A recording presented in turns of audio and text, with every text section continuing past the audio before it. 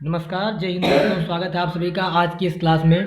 आज की क्लास में मैं आपको बताने वाला हूं साइंस के वो सारे महत्वपूर्ण क्वेश्चन जो कि आपकी बोर्ड एग्जाम में आने वाले हैं। सिर्फ और सिर्फ इतना ही आपको पढ़ करके जाना है और इतने से बाहर कुछ भी नहीं आने वाला है। ये मेरी 100% गारंटी 100% गारंटी है। इससे बाहर एक भी क्वेश्चन नहीं आएगा। सिर्फ और सिर्फ आप सिर्फ इतना पढ़ करके जाएंगे और पूरे के पूरे क्वेश्चंस करके आने वाले हैं। तो क्लास को शुरू करने से पहले अगर आप चैनल पर नए हैं तो सबसे पहले आप चैनल को सब्सक्राइब कर लीजिएगा, बेल आइकन को प्रेस कर लीजिएगा ताकि मेरे आने वाली हर क्लास की नोटिफिकेशन सबसे पहले आप तक पहुंचती रहे। ठीक है, तो चलिए हम क्लास की शुरुआत करते हैं, जिसमें सबसे पहला क्वेश्चन आपको पढ़ना होगा संयोजन तथा वियोजन अभिक्रिया क्या है। वेरी मोस्ट इंपॉर्टेंट क्वेश्चन है ये, वेरी मोस्ट इंपॉर्टेंट क्वेश्चन आपका ये होने वाला है। संयोजन और वियोजन अभिक्रिया जो कि 2 से 3 नंबरों में पूछा जाने वाला प्रश्न है। अगला है ऊष्माक्षेपी और ऊष्माशोषी। ये क्वेश्चन भी आपके लिए बहुत बहुत महत्वपूर्ण होने वाला है। और एक बात को आप अच्छे से याद रखना कि केमिस्ट्री के जो भी क्वेश्चन याद करना भैया, उनका रासायनिक समीकरण जरूर याद कर लेना, यानी कि उसको उदाहरण जरूर तैयार कर लेना अगर पूरा नंबर आपको पाना है तो। ठीक है, उसके बाद आप समझते हैं अगला प्रश्न। तो अगला प्रश्न हमारा होने वाला है कि रासायनिक समीकरण संतुलित करना। ये क्वेश्चन आपके लिए वेरी मोस्ट इंपोर्टेंट, 2 से 3 नंबर आपको ये भी देकर जाने वाला है, रासायनिक समीकरण संतुलित करना। ठीक है, जिसका मैंने ऑलरेडी एक वीडियो बना दिया है जिसमें मैंने आपको समीकरण संतुलित करना बता दिया है, तो उस वीडियो को आप बहुत ध्यान से देख लीजिएगा। अगला प्रश्न है अम्ल क्षार एवं लवण की परिभाषा बताइए। ये क्वेश्चन वेरी मोस्ट इंपोर्टेंट आपके लिए होने वाला है, अम्ल क्षार एवं लवण की परिभाषा। अगला क्वेश्चन है कि बेकिंग सोडा बनाने की विधि बताइए। ये प्रश्न भी आपके लिए बहुत महत्वपूर्ण है। बेकिंग सोडा बनाने की जो विधि है ये उदाहरण सहित आपको करने के लिए आ सकता है या फिर इसके बनाने की केवल विधि आ सकती है, तो बहुत ध्यान से इस प्रश्न को पढ़िएगा। ये 3 से 4 नंबर आपको बोर्ड एग्जाम में देकर जाने वाला है। अगला प्रश्न है धावन सोडा बनाने की विधि। ये प्रश्न भी आपके लिए वेरी मोस्ट इंपॉर्टेंट है। गाइस भागिएगा नहीं वीडियो पर से, आखिर तक वीडियो को जरूर देखिएगा। इसी तरह से भी बहुत सारे आपको आज मैं टॉप 50 ठीक है 50 प्रश्न करवाने वाला हूं और इस 50 प्रश्न के अलावा कुछ बाहर से नहीं आने वाला है। आज 50 प्रश्न मैं आपको करवाने वाला हूं, इनको बहुत ध्यान से आप 50 प्रश्न को देखिएगा और बोर्ड एग्जाम में आप बहुत अच्छे नंबर क्वालिफाई करने वाले हैं। ठीक है, अगला प्रश्न हमारा है प्लास्टर ऑफ पेरिस बनाने की विधि। ये प्रश्न भी आपके लिए वेरी मोस्ट इंपॉर्टेंट, मैं जितना भी कहूँ उतना मोस्ट इंपॉर्टेंट क्वेश्चन है ये, प्लास्टर ऑफ पेरिस। अगला प्रश्न है कि उदासीनीकरण अभिक्रिया क्या है। ये प्रश्न आपके लिए यानी कि ये क्वेश्चन भी बहुत मोस्ट इंपोर्टेंट, लगातार आपकी बोर्ड एग्जाम में पूछा जा रहा है और इस बार भी पूछा जाएगा। अगला प्रश्न है धातु एवं अधातु के बारे में बताइए, यानी कि धातुएं क्या होती हैं और अधातुएं क्या होती हैं, और साथ साथ मेरे प्यारे मित्र इसका एक गुण जरूर याद कर लेना। ठीक है, कि धातु और अधातु क्या होती हैं, इनके गुण क्या होते हैं। अगला प्रश्न है कि विद्युत रासायनिक श्रेणी। इस प्रश्न को भी पढ़ना आपके लिए बहुत महत्वपूर्ण है। तो ये आपको मैंने बताया टॉप 10 क्वेश्चन। ठीक है, अब मैं आपको आगे के प्रश्न बताने वाला हूँ। इससे पहले अगर आप चैनल पर नए हैं तो सबसे पहले आप चैनल को सब्सक्राइब करके बेल आइकन को प्रेस कर लीजिए ताकि मेरे आने वाली हर क्लास की नोटिफिकेशन सबसे पहले आप तक भैया पहुंचती रहे।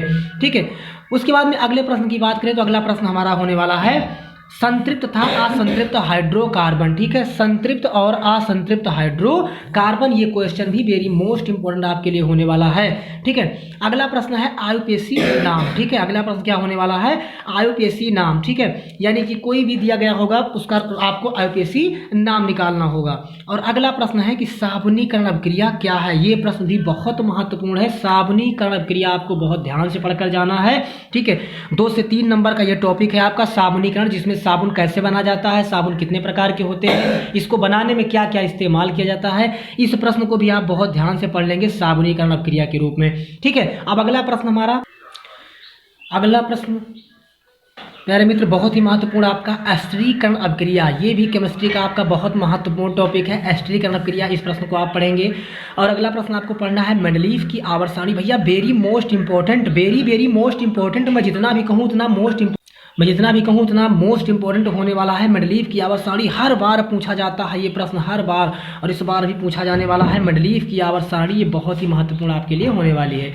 अगला है दीर्घाकार आवर्त सारणी। ठीक है, यही जो मेंडलीव की आवर्त सारणी है, ठीक है, यानी तत्वों का वर्गीकरण जो पाठ है, इसी पाठ से संबंधित ये अगला प्रश्न हमारा है दीर्घाकार आवर्त सारणी। एक तो मेंडलीव की आवर्त सारणी और दूसरा है दीर्घाकार आवर्त सारणी। ये प्रश्न भी आपके लिए बहुत वेरी मोस्ट इंपॉर्टेंट होने वाला है। अगला महत्वपूर्ण प्रश्न अब आपका बायोलॉजी से शुरू होता है प्यारे मित्र। कहाँ से? बायोलॉजी से। और एक चीज़ और कि अगर इसमें से कोई भी प्रश्न आपको नहीं पता है, अगर किसी भी टॉपिक के बारे में आपको दोबारा पढ़ना है तो आप हमें कमेंट करके जरूर बताइएगा। मैं उस टॉपिक को आपको दोबारा पढ़ा करके दूसरा वीडियो अपलोड कर दूंगा। अगर अभी तक आपने चैनल को सब्सक्राइब नहीं किया है तो प्लीज़ यार चैनल को सब्सक्राइब जरूर कर लीजिए। अगला आपको पढ़ना है पाचन तंत्र का सचित्र वर्णन। ठीक है, पाचन तंत्र का यानी पाचन तंत्र में क्रिया क्या होती है उसका सचित्र वर्णन पढ़ना है। और एक चीज़ आप याद रखेंगे कि आप पाचन तंत्र के बारे में अगर पढ़ रहे हैं, उसका चित्र बनाना सीख रहे हैं, तो उसका कौन सा अंग कहाँ पर है, क्या क्या चीज़ें हैं, वो जरूर ध्यान से पढ़ लीजिएगा। अगला आपको श्वसन तंत्र के बारे में पढ़ना है और अगला पढ़ना है उत्सर्जन तंत्र के बारे में। फिर आपको पढ़ना है आपका 21वां क्वेश्चन लैंगिक जनन और 22वां क्वेश्चन अलैंगिक जनन। ये बहुत महत्वपूर्ण क्वेश्चन है। इसके अंतर भी कई बार बोर्ड एग्जाम में पूछे गए हैं लैंगिक और अलैंगिक के, तो इसके अंतर भी दोनों के पढ़ लीजिएगा। ठीक है, और इनको अलग अलग भी पढ़ लीजिएगा। अगला आपको पढ़ना है परागण के बारे में और पुष्पों की संरचना के बारे में प्यारे मित्र। बहुत मोस्ट इंपॉर्टेंट है परागण और पुष्पों की संरचना। उसके बाद में आपको वेरी मोस्ट इंपॉर्टेंट क्वेश्चन पढ़ना है नर तथा मादा जनन तंत्र के बारे में। ठीक है, यानी कि नर जनन तंत्र कैसा होता है और मादा जनन तंत्र कैसा होता है, बिल्कुल चित्र के साथ इसको बहुत ठीक से पढ़ लीजिएगा। ठीक है, उसके बाद में आपको क्या पढ़ना होगा? डीएनए तथा आरएनए में अंतर। ठीक है, बहुत महत्वपूर्ण क्वेश्चन है डीएनए और आरएनए में अंतर। और इन दोनों का फुल फॉर्म भी पढ़ लेना, डीएनए और आरएनए का, जिसमें डीएनए का फुल फॉर्म होता है डीऑक्सी राइबोज न्यूक्लिक अम्ल और आरएनए का होता है राइबोज न्यूक्लिक अम्ल। ठीक है, फिर आपको पढ़ना है मेंडलीव की आनुवंशिकता का नियम। ठीक है, यानी मेंडलीव की आनुवंशिकता का क्या नियम है। फिर आपको पढ़ना है एक संकर और द्विसंकरण के बारे में, एक संकर और द्विसंकरण के बारे में। इसके बाद में आपको पढ़ना है लिंग निर्धारण की प्रक्रिया। ठीक, क्या पढ़ना है आपको? लिंग निर्धारण की प्रक्रिया, यानी कि लिंग कैसे निर्धारित होता है, कि कब एक संतान के उत्पन्न होने की संभावना, यानी कि कब हमारे पुत्र होगा कि पुत्री होगी, ये होता है लिंग निर्धारण। तो लिंग निर्धारण कैसे होता है वो भी मैंने पढ़ा दिया है। उसके बाद में आपको फिजिक्स से पढ़ना है भैया प्यारे मित्र प्रकाश का परावर्तन। वेरी मोस्ट इंपॉर्टेंट क्वेश्चन, हर बार पूछे जाने वाला, 100% हर बार पूछे जाने वाला प्रश्न, प्रकाश का परावर्तन पढ़ना है। उसके बाद में ठीक है, प्रकाश का परावर्तन और प्रकाश का अपरावर्तन। ठीक, प्रकाश का परावर्तन पढ़ना है, प्रकाश का अपवर्तन पढ़ना है। फिर पढ़ना है लेंस से प्रतिबिंब का निर्माण पढ़ना है। क्या पढ़ना है? लेंस से प्रतिबिंब का निर्माण पढ़ना है। ठीक, लेंस से प्रतिबिंब का निर्माण पढ़ना है। उसके बाद में आपको पढ़ना है लेंस की क्षमता, उसके बाद पढ़नी है। ठीक, फिर आपको निकट दृष्टि दोष पढ़ना है और निकट दृष्टि दोष क्या होता है और इसमें किस लेंस का चश्मा बना हुआ दिया जाता है। तो जैसा कि आप जानते हैं कि निकट दृष्टि दोष में निकट की वस्तुएं दिखाई देती हैं और दूर की दिखाई नहीं देती हैं, और निकट दृष्टि दोष में आपके अवतल लेंस का बना हुआ चश्मा दिया जाता है। किसका? अवतल लेंस का बना हुआ चश्मा। ठीक, फिर आपको यहीं से पढ़ना है दूर दृष्टि दोष। ठीक है, फिर यहीं से आपको पढ़ना है प्यारे में तो दूर दृष्टि दोष। दूर दृष्टि दोष भी बहुत आपके लिए वेरी मोस्ट इंपॉर्टेंट है। और दूर दृष्टि दोष में आपको ये पढ़ना है कि इसमें भी दूर दृष्टि दोष में क्या होता है, दूर की वस्तुएं दिखाई देती हैं लेकिन नजदीक की दिखाई नहीं देती हैं, और इसमें क्या होता है कि उत्तल लेंस का बना हुआ चश्मा दिया जाता है। दूर दृष्टि दोष में उत्तल लेंस का बना हुआ चश्मा दिया जाता है। फिर आपको मानव नेत्र के बारे में पढ़ना है। मानव नेत्र में बहुत सारे अंग होते हैं, जैसे कचाप द्रव है, कार्निया है, पीत बिंदु है, अंध बिंदु है। ठीक है, नेत्र लेंस है, पुतली है। ठीक है, इन सब के बारे में मानव नेत्र का बिल्कुल सचित्र वर्णन पढ़ना है, बिल्कुल सचित्र वर्णन। इसके एक एक अंग को आप 100% मानकर चलिए, बोर्ड एग्जाम में आएगा, 100% मानकर इसको पढ़िएगा। ठीक, उसके बाद में आपको ओम का नियम पढ़ना है जो कि बहुत ही महत्वपूर्ण है। उसके बाद आपको विद्युत धारा के बारे में पढ़ना है। ठीक, ओम के नियम के बाद क्या पढ़ना है? विद्युत धारा के बारे में पढ़ना है। फिर आपको पढ़ना है विशिष्ट प्रतिरोध। यही ओम जो आपका विद्युत वाला चैप्टर है, इसी पार्ट का है विशिष्ट प्रतिरोध। इसी पार्ट से आपको पढ़ना है श्रेणी क्रम संयोजन पढ़ना है। फिर आपको यहाँ से समांतर क्रम संयोजन पढ़ना है। फिर आपको पढ़ना है चुंबकीय बल रेखाएं प्यारे मित्र, बहुत ही महत्वपूर्ण है चुंबकीय बल रेखाएं, जिसमें आपको दक्षिणावर्त पेंच का नियम वगैरह, ठीक है, दाएं हाथ का नियम, बाएं हाथ का नियम, ठीक है, और चुंबकीय बल रेखाएं। फिर आपको बहुत महत्वपूर्ण क्वेश्चन एक पढ़ना है बायो-सेवर्ट का नियम, जो कि आपके लिए जितना भी कहा जाए उतना भी वेरी मोस्ट इंपॉर्टेंट होने वाला है। क्या होने वाला भैया? बायो-सेवर्ट का। बायो-सेवर्ट के नियम के बाद में आपको पढ़ना है फ्लेमिंग के दाएं तथा बाएं हाथ का नियम, जो कि आपके लिए बहुत महत्वपूर्ण है। फिर आपको विद्युत मोटर और विद्युत जनित्र, ये दोनों बहुत महत्वपूर्ण है, दोनों के अलग अलग अंग।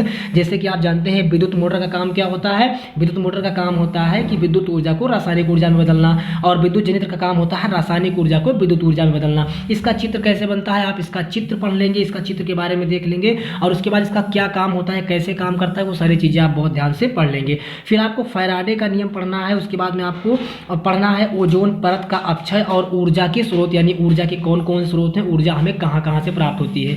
तो ये सारे के सारे क्वेश्चन आपके लिए बहुत महत्वपूर्ण है। अगर इतने क्वेश्चन आपने पढ़ लिया तो 70 में कम से कम 65 नंबर लाने से आपको कोई रोक नहीं सकता। 70 में 65 नंबर एक गारंटी है, मेरी 100% गारंटी है कि 70 में 65 नंबर आपके आने वाले हैं। सिर्फ और सिर्फ जितना मैंने आज बताया है इतना ही आपको पढ़कर जाना है। और इसी तरह से नई नई जानकारी के लिए हमारे चैनल को सब्सक्राइब जरूर करें, बेल आइकन को प्रेस कर लीजिए ताकि मेरे आने वाली हर क्लास की नोटिफिकेशन सबसे पहले आप तक पहुंचती रहे।